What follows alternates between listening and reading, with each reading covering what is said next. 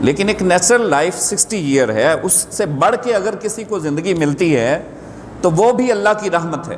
یہ بھی حدیث پاک میں بیان ہوا ہے، یہ بھی اللہ کی رحمت ہے۔ اس کو چاہیے کہ وہ مزید، اس کو موقع ملا ہے، وہ اپنے گناہوں کی توبہ کر لے، وہ اپنی لائف کو فوکس کرے، اور according to life of the holy prophet وہ اپنی زندگی کو اس کے مطابق ڈھال لے۔ اور معصیت مسلم کے لیے کفارہ ہے رسول اللہ صلی اللہ علیہ وسلم کی شفاعت۔ صوفیہ کرام فرماتے ہیں کہ دو چیزیں ان کے بارے میں انسان وہ مقامات متعین نہیں کر سکتا، ایک نفس کے فریب کتنے ہیں، اور دوسرے مقامات محمد صلی اللہ علیہ وسلم کتنے ہیں۔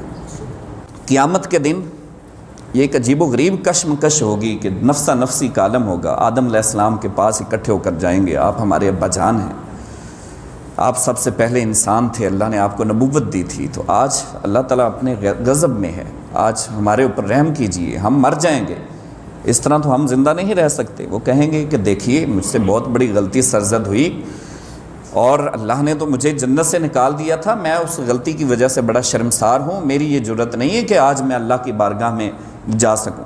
نوح علیہ السلام کے پاس آئیں گے، وہ کہیں گے کہ دیکھو میں نے تو دعا کر دی تھی کہ اے اللہ ساری انسانیت کو ہی تباہ کر دے، انسان کا قصہ ہی ختم کر۔ جب طوفان نوح آیا تھا تو میں کس منہ کو اس کے ساتھ اس کی بارگاہ میں جاؤں، مجھے جاتے ہوئے شرم آتی، میں نہیں جا سکتا۔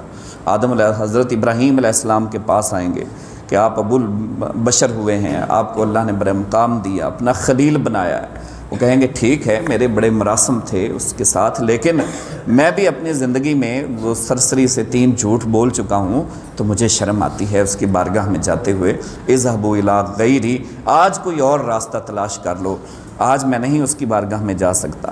پھر حضرت عیسیٰ علیہ السلام مشورہ دیں گے ان کو، وہ کہیں گے کہ دیکھو عقل مندی کا مظاہرہ کرو، وہ محمد صلی اللہ علیہ وسلم سامنے کھڑے ہیں، تم ان کے پاس کیوں نہیں جاتے؟ سارا محشر اکٹھا ہو کر حضور کی بارگاہ میں آئے گا۔ آپ صلی اللہ علیہ وسلم کے پاس جب آئیں گے تو آپ فرمائیں گے آنا لہا، آج کا دن مجھے خدا نے بھیجا ہی اس کام کے لیے ہے کہ میں تمہاری شفاعت کروں اور میں تجھے جہنم سے تمہیں نجات دلاؤں۔ اب عزیز دوستو، بڑی ایک عجیب و غریب کیفیت ہے کہ ہم لوگوں نے نبی کے مقام کو سمجھا نہیں۔ ہم نے کتنا فالو کیا ہے نبی کو، ہم کہتے ہیں کہ رسول اللہ صلی اللہ علیہ وسلم کی زندگی ہمارے لیے مکمل ضابطہ حیات ہے، ہم نے کتنا نافذ کیا ہے اپنی زندگی میں آپ صلی اللہ علیہ وسلم کے فرمودات کو، آپ صلی اللہ علیہ وسلم کی سیرت کو۔ اگر ہم شفاعت پر یقین رکھتے ہیں اور ہم یہ سمجھتے ہیں کہ ہمارا سب کچھ ہمارے نبی صلی اللہ علیہ وسلم ہیں، تو پھر ہم اس راستے پر کتنا چلتے ہیں۔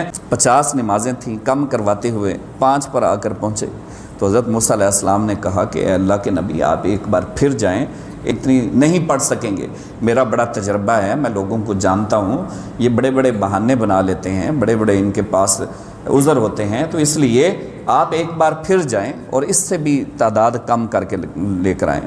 آپ صلی اللہ علیہ وسلم نے فرمایا کہ موسیٰ اب مجھے شرم آتی ہے کہ میں واپس جاؤں، اب میں واپس نہیں جاؤں گا۔ اور اللہ نے وعدہ فرما دیا کہ اے محمد صلی اللہ علیہ وسلم 5 دے رہا ہوں، لیکن جو کوئی پڑھے گا ثواب 50 کا ہی عطا فرماؤں گا۔ تو اب قیامت کے دن اس بات کو ذرا اپنے ذہن میں ایک سائڈ پہ ذرا رکھیں، میں اس کے ساتھ ایک بات اور اٹیچ کرنا چاہتا ہوں آپ کو سمجھانے کے لیے۔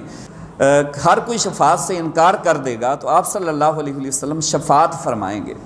اب اس شفاعت کی لمٹ کیا ہوگی اس کا کسی کو اندازہ نہیں ہے، اس شفاعت کی لمٹ کیا ہوگی۔ آپ صلی اللہ علیہ وسلم ایک بار نہیں جائیں گے، بار بار پھر جائیں گے، بار بار جائیں گے۔ کتنی بار جائیں گے؟ تقریباً فرمایا کہ میں اتنی بار جاؤں گا کہ میرا ایک امتی بھی جب تک جہنم میں رہ گیا میں پھر بھی خدا کی بارگاہ میں جاؤں گا، یہاں تک کہ اپنے سارے امتیوں کو جہنم سے نکلوا لوں گا۔ حتیٰ یقول یا ربی ذلی فی من قال لا الہ الا اللہ، پھر ایک وجد کی کیفیت طاری ہو جائے گی، ترنگ کی کیفیت طاری ہو جائے گی۔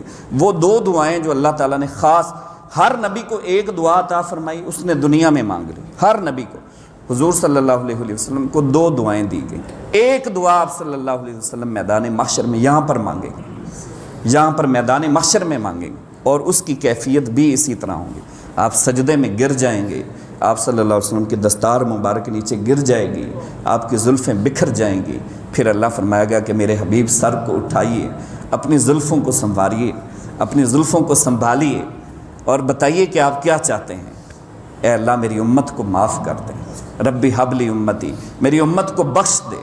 فرمایا کہ اس وقت تک دعا کرتے رہیں گے جب تک کہ ایک امتی بھی جہنم میں نہ رہ گیا، اور عرض کریں گے یا ربی ذلی فی من قال لا الہ الا اللہ، اے اللہ اس شخص کو بھی نکال جس نے صرف لا الہ الا اللہ کہا ہے۔ اللہ فرمائے گا فبعزتی وبجلالی وکبریائی وعظمتی فاخرجن منہا من قال لا الہ الا اللہ، اے میرے حبیب اگر تو نے آج کہہ دیا ہے تو چلو میں اس کو بھی نکال دیتا ہوں جس نے صرف اپنی زندگی میں لا الہ الا اللہ کہہ دیا، صرف لا الہ الا اللہ کہہ دیا۔ مجھے میری عزت کی قسم، جلال کی قسم، کبریائی کی قسم، عظمت کی قسم، اگر گناہ گار بخشے جا رہے ہیں تو کسی کو کیا تکلیف ہے مجھے بتائیے۔ یہاں پر جو ہے وہ نام نہاد ہمارے ملا، انہوں نے دین کا ٹھیکہ لے رکھا ہے۔ اگر رسول اللہ صلی اللہ علیہ وسلم کی شفاعت گناہ گاروں کے کام آ رہی ہے تو یہ تو ایک پرسنل اختیار ہے، یہ تو اللہ کی عطا ہے جو صرف رسول اللہ صلی اللہ علیہ وسلم کو دی گئی، اور کسی اور کو اس میں انٹرفیئر کرنے کی اجازت ہی نہیں ہے۔ تو تم کیوں خواہ مخواہ اس میں ٹانگ اڑا رہے ہو، کیوں اس میں دخل اندازی کر رہے ہو؟ یہ رسول کی شفاعت ہے، وہ جس کو چاہیں عطا فرمائیں۔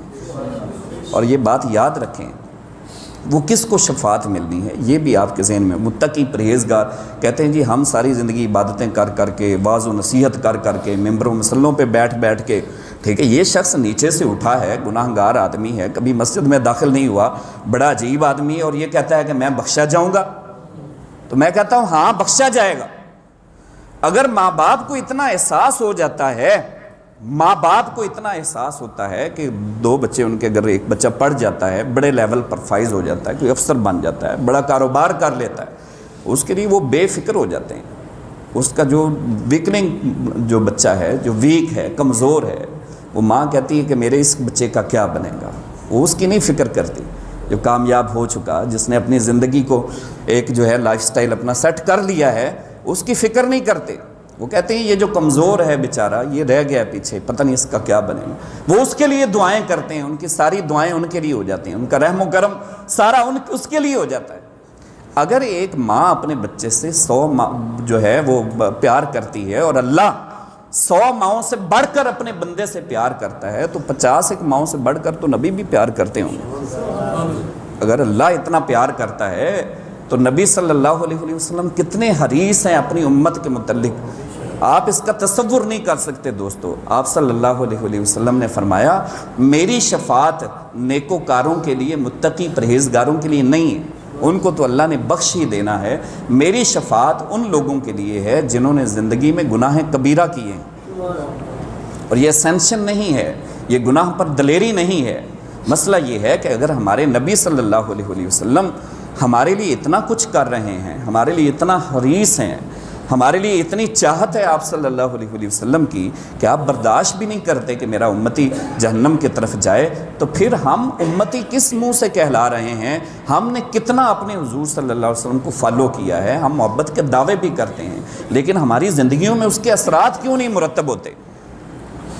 ہم نے کتنا آپ صلی اللہ علیہ وسلم کے فرامین پر عمل کیا ہے؟ ہم یہ سمجھتے ہیں کہ شاید داڑھی والا انسان جو ہے وہ اسلام پہ عمل پیرا ہوتا ہے، وہ سنتوں پر عمل کرتا ہے، وہی مذہبی آدمی ہے۔ یہ ضروری نہیں ہے کہ ہر داڑھی والا بندہ مذہبی ہو، داڑھی کے بغیر بھی بندہ مذہبی ہو سکتا ہے۔ میں یہ نہیں کہتا کہ آپ داڑھی نہ رکھیں، لیکن داڑھی شریف ایک سنت ہے، داڑھی شریف ایک سنت ہے، داڑھی شریف رکھنا۔ اس کے علاوہ بخاری و مسلم میں جو کم و بیش 5000 سنتیں بیان کی گئی ہیں، ہم نے کتنی سنتوں کو پورا کیا، ہم نے کتنا ان کو اپنی زندگی میں لے کر آئے ہیں، ہم نے وعدہ وفا کیا ہے، ہم نے کھانے پینے، اوڑھنے بچھونے، ہم نے اپنے جو روزمرہ کی زندگی ہے، ہمارے اقتصادی معاملات ہیں، ہمارے ازدواجی معاملات ہیں، ہمارے بچوں کے معاملات ہیں، کہاں تک ہم اوڑھنے بچھوڑنے سے لے کر ہم اپنی ساری زندگی میں حضور صلی اللہ علیہ وسلم کی سنتوں کی پیروی کرتے ہیں۔